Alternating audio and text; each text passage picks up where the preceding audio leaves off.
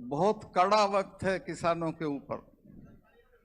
पूरे देश में किसान बहुत तरह से सताया जा रहा है और जो सरकार चला रहे हैं उनके खाने और खाते में किसान का कोई नाम नहीं है। जब ये 3 कानून आए और हमारे लोग जाके बैठ गए, वो मरने लगे, 600 लोग जब मर गए, तो फिर मेरे से रुका नहीं गया और मैं अपना इस्तीफा जेब में रख के मैंने सोचा कि लानत है ऐसे पद पे कि मैं उसे लिए बैठा रहूं और हमारे लोग दिल्ली की सीमाओं पे जलील होते रहें। मैं प्रधानमंत्री जी से मिलने गया और मैंने उनको कहा कि देखिए साहब, इनके साथ बहुत ज्यादती हो रही है, इनको कुछ ले दे के निपटा दीजिए। तो उन्होंने कहा चले जाएंगे, क्यों चिंता करते हो। मैंने कहा साहब, आप इनको जानते नहीं हो, ये तब जाएंगे जब आप चले जाओगे। और बराड़ साहब, सिख भाइयों के लिए तो मैंने उनको बताया कि ये तो 300 साल तो भूलते नहीं हैं और किसी लड़ाई में इस तरह का समझौता नहीं करते हैं जैसा आप समझते हो। इनके तो गुरु महाराज के 4 साहबजादे शहीद हो गए थे, लेकिन समझौता नहीं किया था। और मैं आपको डराने नहीं आया, लेकिन मैं आपको सावधान करने आया हूं कि इनके साथ जाति मत करना। ये जब मिसेस गांधी ने ब्लू स्टार ऑपरेशन किया, उसके बाद 1 महीने तक अपने फार्म हाउस पे उन्होंने महामृत्युंजय का पाठ कराया। अरुण नेहरू मेरे अच्छे दोस्त थे, उनके भतीजे थे। उन्होंने कहा फूफी आप तो इसमें यकीन नहीं करती थी। तो उन्होंने कहा कि तुम जानते नहीं हो बेटा, जिसने भी इनका स्वर्ण मंदिर छुआ है वो जिंदा नहीं बचा, ये मुझे मारेंगे। उनको ये इल्हाम था और वही हुआ। फिर जनरल वैद्य मारा गया। तो मैंने कहा साहब, ये छेड़ने की चीज नहीं है, पहले इनके बारे में जानकारी कर लो, फिर आप तय करो क्या करना।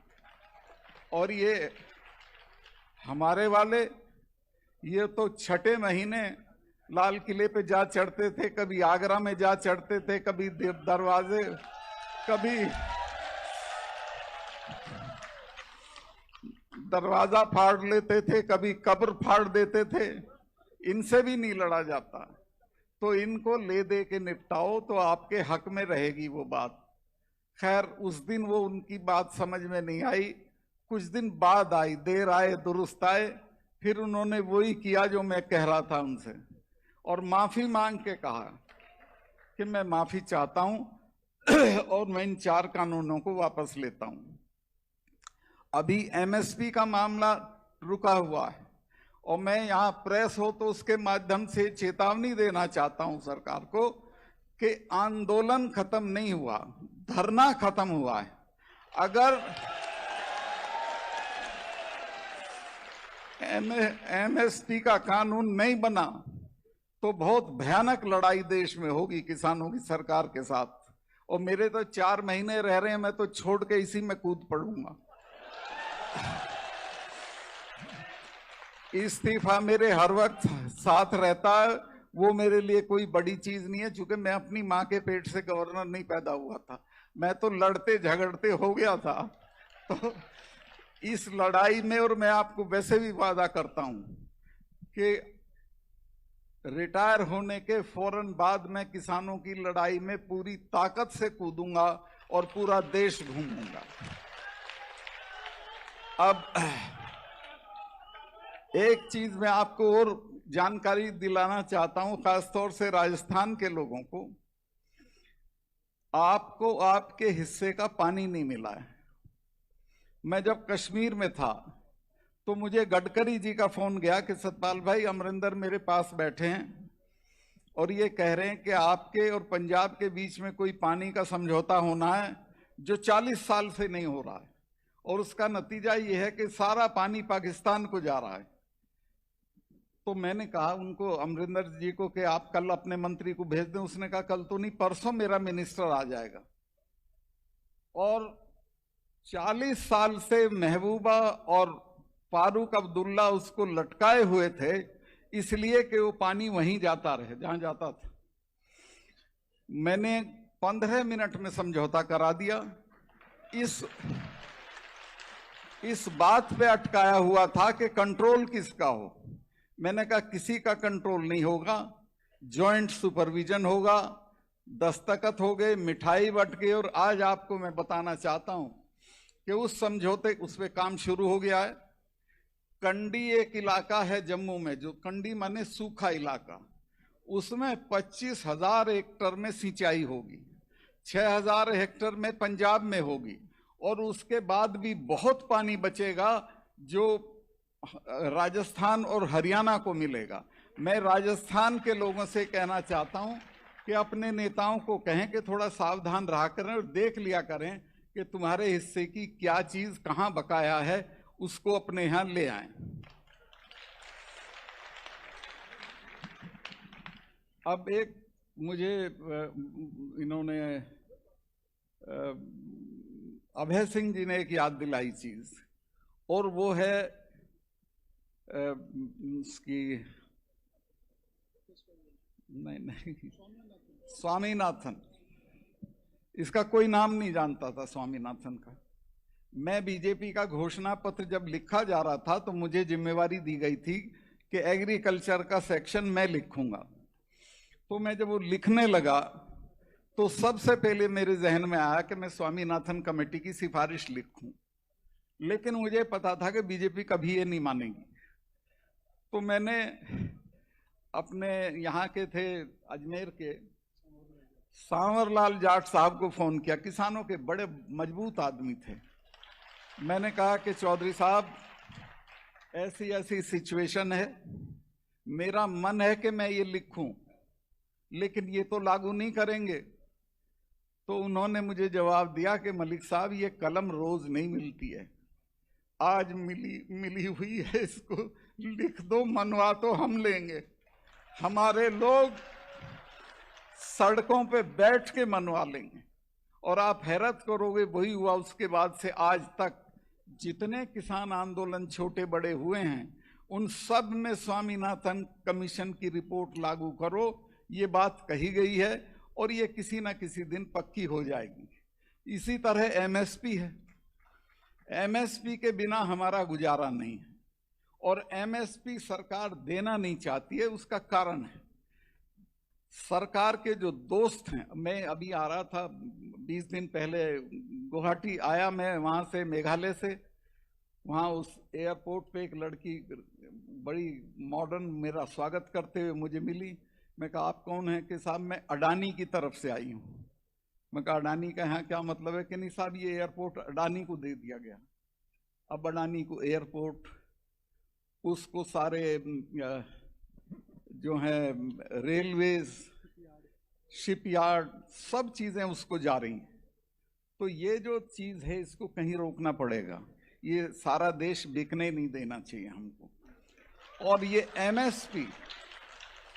एमएसपी इसीलिए लागू नहीं हो रही है क्योंकि अडानी ने 5,000 वर्ग मीटर का एक बहुत बड़ा गोदाम पानीपत में बना लिया, जिसमें वो गेहूं खरीद के रखेगा।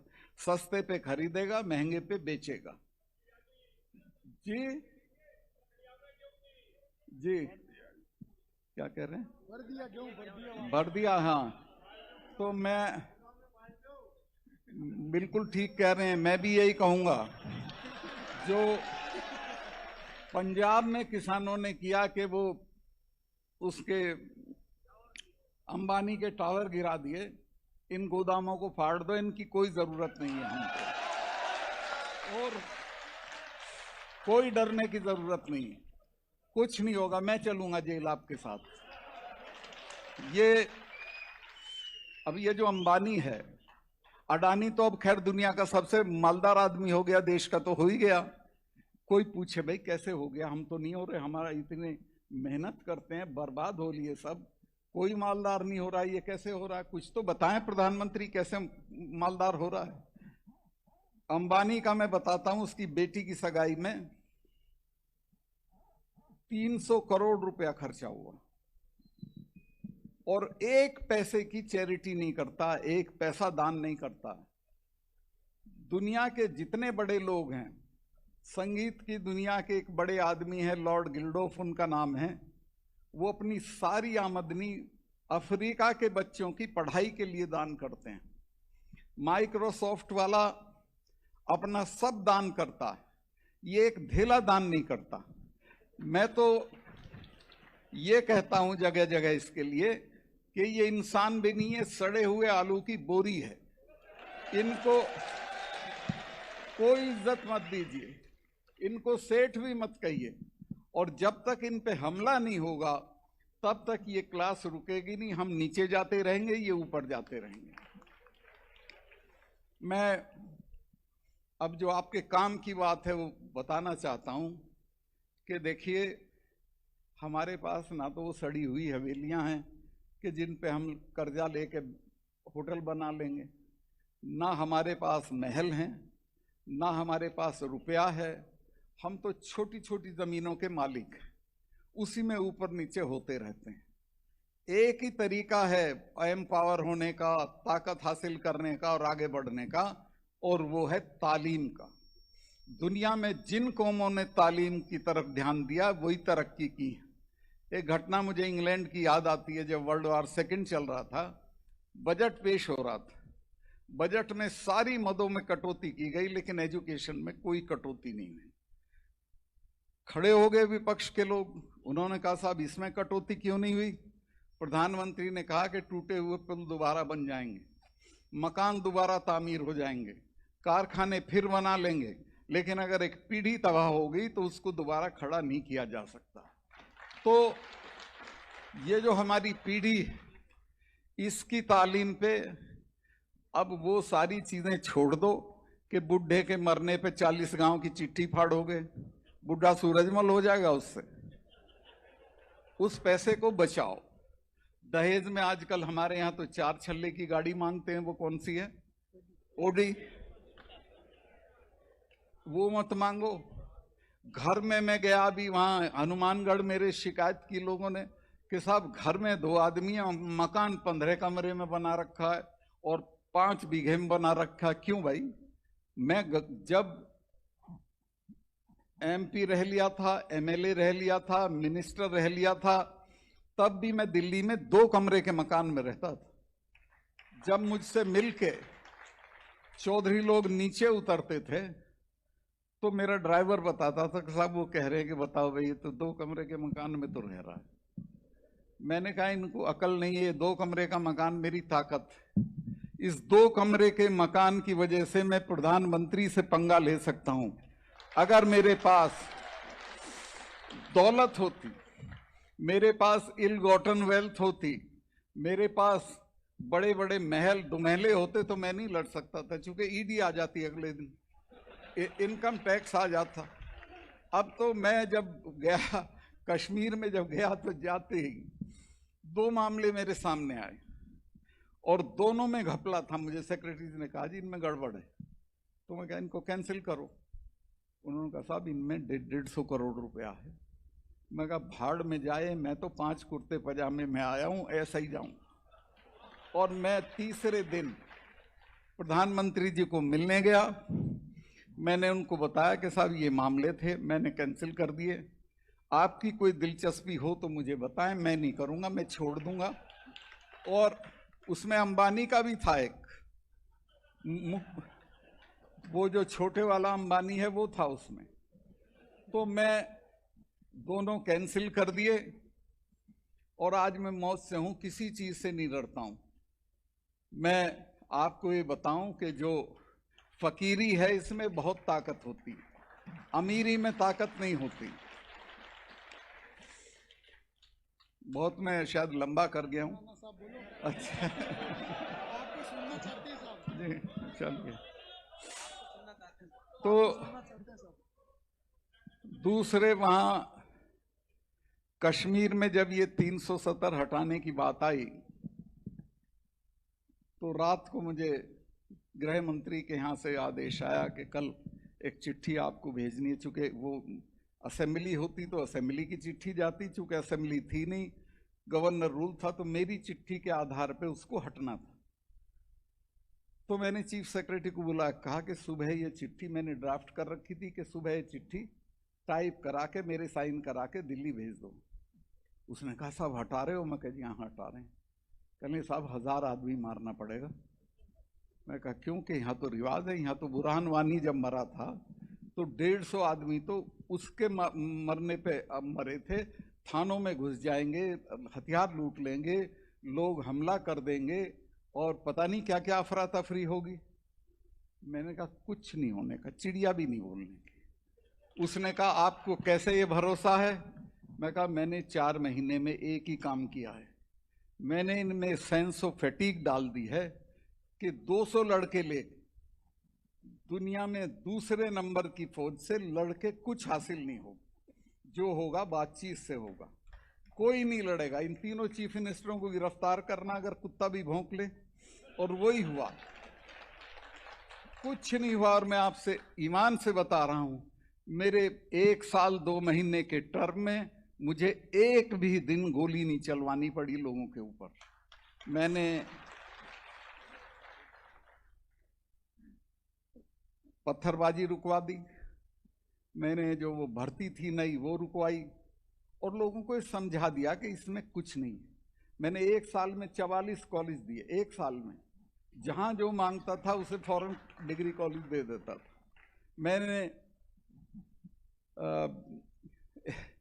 मुफ्ती सईद के एक साथी थे जो मेरे भी दोस्त हैं, अब तो उनकी डेथ हो गई पिछले कुछ महीने पहले। उनका नाम था, बुढ़ापा आ गया, कुछ याद नहीं रहता। नहीं, उनके मुजफ्फर बेग साहब तो मुझे मिलने आने वाले थे जम्मू के उसमें गवर्नर हाउस में। थोड़ा देर हो गई, मैंने पूछा साहब क्या हो गया? कहने यार मुझे इसने ये जो अपनी नहीं ये ना ये जो वो थी ना उनकी, नहीं यार उनकी जो जी ना तो वो जो इसके हुर्रियत के चीफ थे जिलानी साहब कि उन्होंने मुझे बुला लिया था। तो मैंने कहा क्या कह रहे थे? कहने सही बता दूं? मैं कहा बताओ। कहने ये कह रहे थे यार इस गवर्नर से तो डील हो सकती है। मैंने पूछा कैसे? कहने लगे तो जब बात करता दिल निकाल के हथेली पर रख लेता है, कोई तिकड़म की बात ही नहीं करता। तो मैंने खैर फिर उसे फ़ोन किया। उसने कहा सर मेरी तरफ से आप, अमित शाह साहब आने वाले थे, उनको ये कह देना कि 30 साल में पहली बार हम उनका बायकाट नहीं करेंगे। और उनका बायकाट नहीं किया। मेरे बराबर की सीट पे वो बैठे थे, उन्होंने कहा सतपाल बायकाट क्यों नहीं किया इन्होंने? मैं कहा जी कुछ नहीं ऐसे ही। कि नहीं बात बता। मैं कहा साहब इसलिए नहीं किया कि हम इनकी बेइज्जती नहीं करते, ये हमारी नहीं करते। तो कुल मिला के एक ऐसा वातावरण, वहाँ मैंने अपना टेलीफोन नंबर सबको दे दिया था, जो चाहे फ़ोन करे। रात के 2 बजे फ़ोन आता था, मैं उठाता था, खुद उठाता था, जवाब देता था। मैं व्हाट्सएप कॉल पे भी एक्ट करता था। एक बच्चे का व्हाट्सएप आ गया कि गवर्नर साहब मेरी बहन और मैं दोनों बोर्ड का इम्तहान दे रहे हैं लेकिन दोनों फेल हो जाएंगे। मैं क्यों? कहने हमारे यहाँ बिजली नहीं है और लाइन हमारे यहाँ 1.5 किलोमीटर दूर है। मैंने अगले दिन वो जापानी एक जनरेटर होता है छोटा, वो भिजवाया, 6 बल्ब भिजवाए। तो उसने सारे कश्मीर में घुमा दिया व्हाट्सएप के ऐसे ऐसे। मेरे एक व्हाट्सएप पे ये हो गया। मैंने कहा बेटे यही नहीं हुआ, तू जरा सी तसल्ली कर, मैं 15 दिन में तेरे यहाँ लाइन खिंचवाऊंगा। मैंने बिजली वालों से कहा कि जो 1.5 किलोमीटर दूर लाइन है वहां से इसके घर तक लाइन खींच दो। उसके यहाँ लाइन खींच गई, और जिस दिन आप यकीन करें, जिस दिन उसके यहाँ ट्रांसफार्मर लगाने के लिए बिजली वाले लेके गए तो 5-7 गांवों के लोग ढोल ढपड़े लेके उस ट्रांसफार्मर का स्वागत करने आए। तो कुल मिला के अगर आप ठीक से काम करें तो सब कुछ ठीक हो सकता है। अब तो वहाँ बात बहुत बिगड़ चुकी है, मैं उस पर कमेंट नहीं करूँगा, ना मेरा कहना ठीक है। मेरे रहते हुए कोई टेररिस्ट श्रीनगर में घुसने की हिम्मत नहीं करता, आता ही नहीं। अब तो वहाँ घुस के पुलिस के लोगों को मार रहे हैं, सीआरपी के लोगों को मार रहे हैं, कोई डर नहीं है किसी तरह का। और ये सारी चीज डर से नहीं होती, ये इकबाल से भी होती है। सरकार का अगर इकबाल है तो लोग आपका कहना मानेंगे, नहीं है तो वो लड़ जाएंगे। मैं कश्मीर पे मुझे इतना नहीं बोलना था, मैं बेमतलब इतना लंबा बोल गया। मैं ये पीछे से एक आवाज़ आ रही कि